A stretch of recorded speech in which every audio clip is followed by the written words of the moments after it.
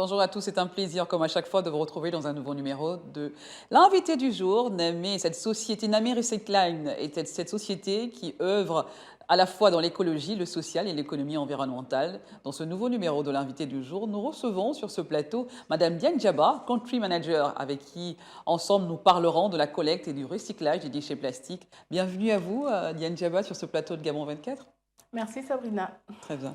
Alors, on va parler de cette structure, on va essayer d'en savoir un peu plus. On sait que vous existez depuis 2019. Tout à fait. En 2 ans, vous avez pu récolter près de 380 tonnes de déchets plastiques. Oui. Dites-nous, quelle est votre approche aujourd'hui? Quelles sont vos méthodes? Alors, nous sommes partis sur plusieurs stratégies. Nous avons plusieurs stratégies mises en place. Nous en avons pour les sociétés. Nous en avons pour les consommateurs. Donc, pour les sociétés, nous allons vers eux, nous récupérons les déchets qui sont produits, issus de leur production, les rébus de production. Maintenant, pour les consommateurs, on appelle la post-consommation, en fait, une stratégie post-consommation. Nous avons des ménages vers qui nous allons, nous faisons du porte-à-porte. Très bien. Voilà, ou avec des méthodes de compensation, nous disons, allez, gardez vos déchets plastiques et quand nous venons récupérer en compensation pour votre effort, pour la préservation de l'environnement, vous aurez droit à des cadeaux. Voilà, nous avons également des collecteurs de rue avec lesquels nous travaillons. Nous avons également des dispositifs de collecte que nous mettons dans les rues et dans les écoles. Très bien. Donc voilà, pour pouvoir arriver à collecter ces 380 tonnes. Alors, pourquoi le recyclage des déchets plastiques, Diane Djaba, dites-nous? De manière visuelle, le plastique pollue le plus. En fait, quand on regarde même les statistiques, les chiffres, ce n'est pas le plastique qui est en grande quantité, mais visuellement parlant, c'est le plastique. Et Namé Recycling a voulu apporter une solution à cette problématique-là. Voilà. Alors, quelles sont vos cibles? Vous parliez de bénévoles, d'acteurs. Quelles sont vos cibles? Pour la collecte, c'est tout le monde. Tout le monde. Oui, du producteur au consommateur, en fait. Oui. C'est tout le monde parce que tout le monde doit être engagé, en fait, vu que nous consommons tous du plastique. Dans notre vie quotidienne, le plastique est partout. Donc, voilà. Est-ce qu'il y a une sorte de sensibilisation autour de cette collecte? Bien évidemment, notre première activité, je dirais notre activité principale, c'est la sensibilisation. Parce que nous, on ne va pas juste aller collecter, sinon chaque jour nous serons dehors pour faire la collecte, mais nous essayons d'éduquer la population, d'éduquer, que ce soit dans les écoles, nous faisons beaucoup de campagnes de sensibilisation dans les écoles parce que nous savons que si les enfants, ils comprennent comment aller trier les déchets, je dirais, mettre le plastique de côté et le séparer des autres types, ça facilite la collecte et ça facilite également le recyclage. Est-ce qu'on peut dire que les enfants sont quand même cette cible très importante parce qu'il faut commencer dès le bas âge, hein, déjà apprendre qu'est-ce que c'est le plastique et comment le trier. Oui, parce que les enfants, quand ils ont compris, quand ils rentrent à la maison, tout de suite, ils vont le dire aux parents, voilà, il faut faire ça, vu qu'on leur dit, voilà comment vous devez dorénavant vous comporter. Et à la maison, ils sont juste ils relaient juste l'information. Ça veut dire que finalement, la sensibilisation a un écho favorable dans les ménages aussi? Oui, bien sûr. Bien sûr. Comment évaluez-vous cet écho justement dans les ménages? Il est progressif. Hein. On va pas se... En fait, on croit que le changement, il n'est pas facile. Et on est patient. Petit à petit, les mentalités changent? Les mentalités changent petit à petit. Les poubelles que nous déposons dans les rues ou même dans les écoles, par exemple, il y a des parents qui viennent depuis leur maison avec des déchets pour déposer dans des poubelles de l'école. Et voilà, et quand on fait des campagnes de sensibilisation dans les rues, on reçoit des appels des familles qui disent « venez récupérer nos déchets plastiques ». Et voilà, tout doucement, ils prennent part déjà, la population prend part déjà à ce changement-là. Et il y en a beaucoup qui sont très réceptifs, qui se disent même « mais vous étiez où depuis ?» façon de parler. On sent une demande quand même. Voilà, il y a de la demande. C'est un peu timide, mais ça va aller. Ce n'est pas encore notre objectif, mais voilà, on y travaille pour pouvoir l'atteindre. Alors, une fois récoltés, que faites-vous de ces déchets, Diane Djaba? Alors, les déchets plastiques sont transformés. Mhm. Ils sont transformés en intercalaires de palettes et en pavés. Mhm. Donc, on a voulu apporter une solution à En l'industrie. pavé, ça c'est très bien. Voilà, Mhm. et aussi pour, aller pour les autorités, les pavés en fait.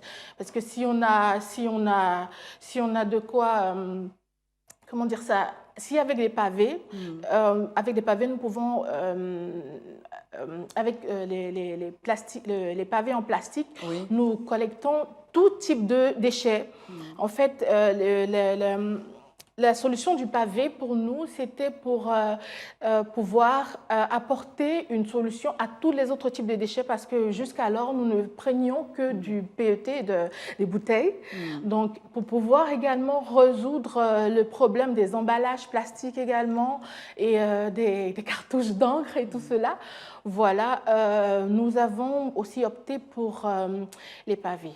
Alors, est-ce Donc, qu'il y a une voilà. formation locale dans vos perspectives quand même? Former plus de personnes justement à peut-être vous aider à venir en aide à Namé Recycling, vous venir justement vous apporter cette main forte?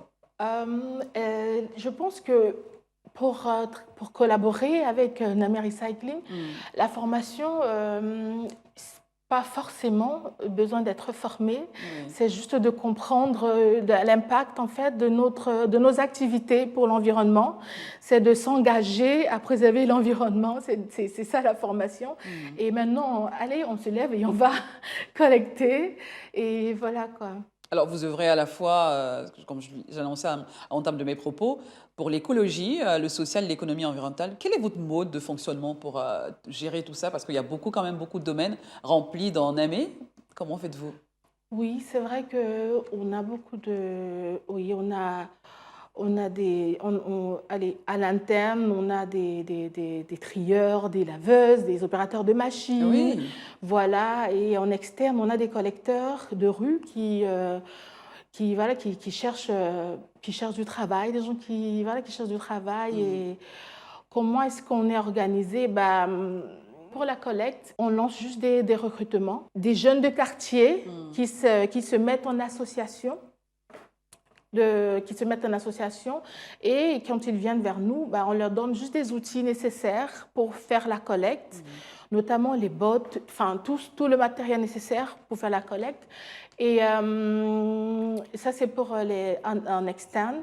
Mhm. Maintenant, en interne, enfin, nous recrutons et nous formons selon le besoin. Très bien. Voilà. Alors, comment se portent vos activités dans cette pandémie, dans cette période voilà, qu'on est tous plongés, cette période de Covid-19?